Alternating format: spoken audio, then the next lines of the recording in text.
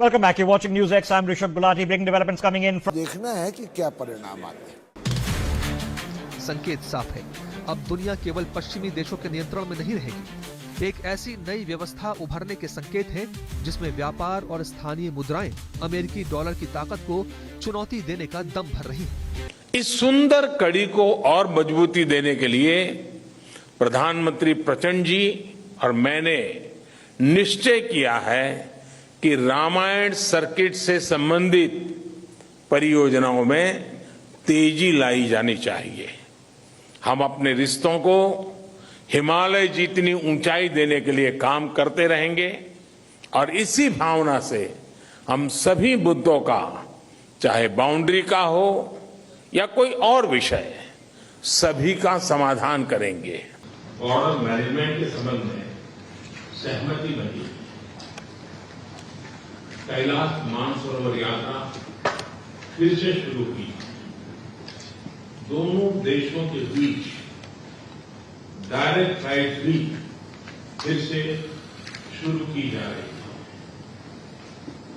हमारे सहयोग से दोनों देशों के 2.8 बिलियन लोगों के हित जुड़े हुए। एक्सेलेंसी प्रधानमंत्री प्रचंड जी, आप कल इंदौर और धार्मिक शहर उज्जैन की यात्रा करें। Your summit taking place in Tianjin, China, where Nepalese Prime Minister KP Oli has now held a bilateral meeting with the Chinese President Xi Jinping on the sidelines of the summit. Within the meeting, we are told he has raised an objection to an India-China agreement on using the Lipu Lake Pass for overland trade. The Prime Minister of Nepal has also, in that conversation, as per a statement released by the Nepalese administration, reaffirmed the 1816 Sugauli Treaty, which states that all land east of Mahakali belongs to Nepal. This was an issue that had been raised by the Nepalese just a few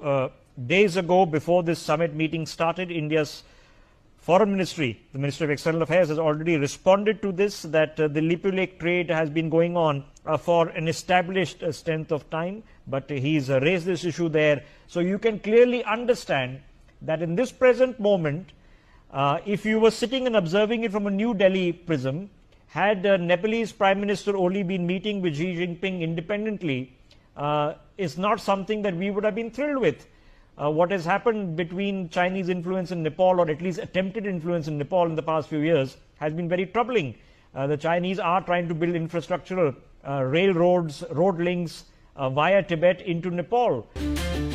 लेकिन क्या ये मुमकिन हो पाएगा? रूस के साथ तो भारत की दोस्ती हमेशा से रही है, लेकिन क्या भारत और चीन एक साथ चल पाएंगे? Consultative format is a mechanism where the three countries come and discuss global issues and regional issues of interest to them.